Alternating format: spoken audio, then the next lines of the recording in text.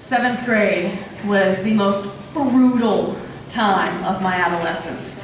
Not only was I adolescing physically, when you adolesce, you bud in places and then don't bud in other places, and I weighed about 75 pounds, and I had current day butt, and nothing up here, and legs up to my chin, and so I got a cute face, and then the rest of it looked like a newborn gazelle. And it was there, it got a lot of attention, got a lot of unwanted attention, usually from men over 40, and it was creepy as hell. My skin would crawl, and I hated it. Just don't look at me, just don't look at me, don't look at me, don't look at me. Add to that, I had gone through kindergarten through 5th grade in public school, and then my 5th grade, my elementary school, public school peers would all get bused to the 6th grade center in the middle of town. Well, a couple of our parents decided that our kids are too soft to go to that school, what with the drive-bys and the lockdowns and the gang activity, and they put a few of us into private school for 1 year, and all we had to do was survive private school for 1 year and then come back and re-assimilate into public school for 7th grade, which sounds easy enough, but I wasn't a prodigy so much, but I was one of the smartest kids in the building in elementary school, and I was also kind of weird and kind of precocious, and I kind of knew that I had the brains and that I was smarter than other kids, and I didn't really know how to conduct myself in front of them, so I wasn't very widely loved, and I didn't know what to do with that. I was just a weird girl. It wasn't normal. Got out of 5th grade, went into private school for 6th grade, and apparently all my public school people that went to the 6th grade center either A, forgot I existed, or B, who didn't like me in the first place and were just good riddance. So when I re-emerged in 7th grade, ready to re-assimilate, there was this social hierarchy that I wasn't even aware was a thing until I was part of it.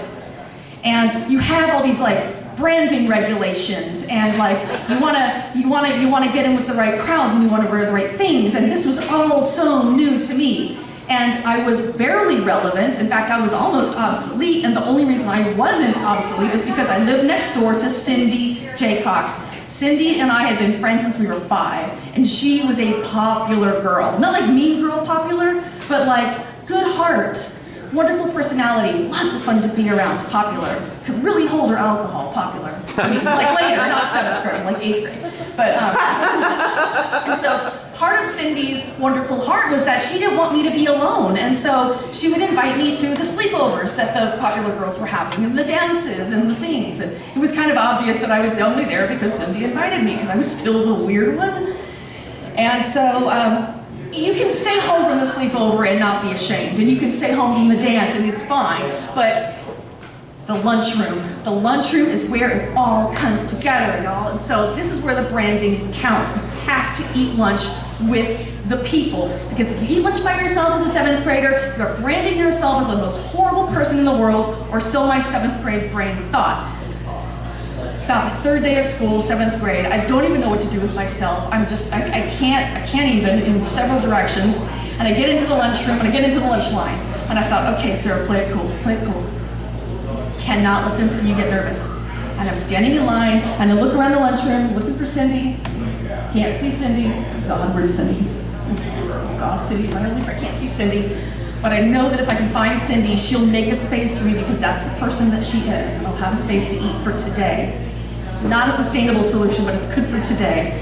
And I inched my way up to the front of the line, still can't find her anywhere. Got to the front of the line, ordered my lunch. I got my ham sandwich, plate of fries, and grape drink.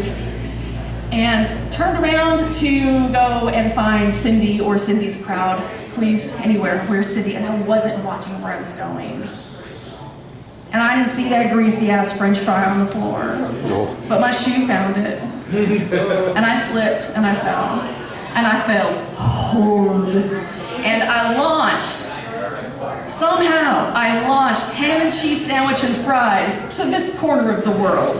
And I somehow simultaneously launched grape drink to that corner of the world and down the front of me. And I went skidding across the floor like Superman on my flat ass chest for several yards.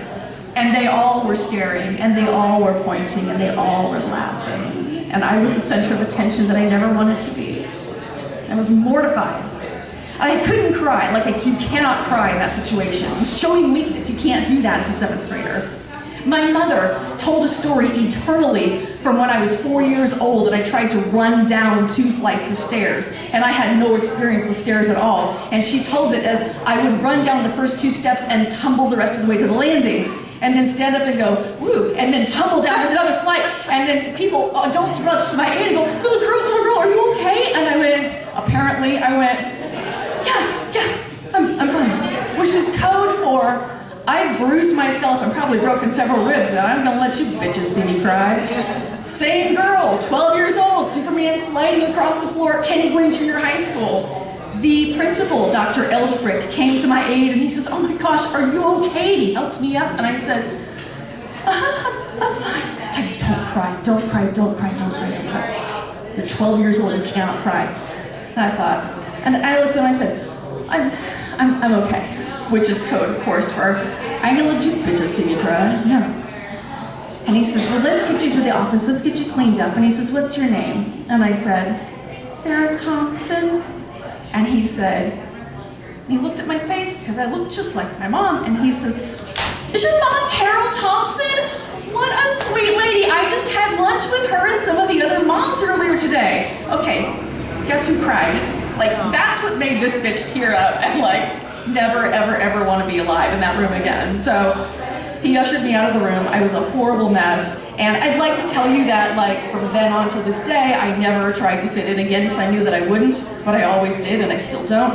But I did realize that people laugh at me, and I really just need to, like, be comfortable with that. So that's what I'm trying to be now today. Thank you.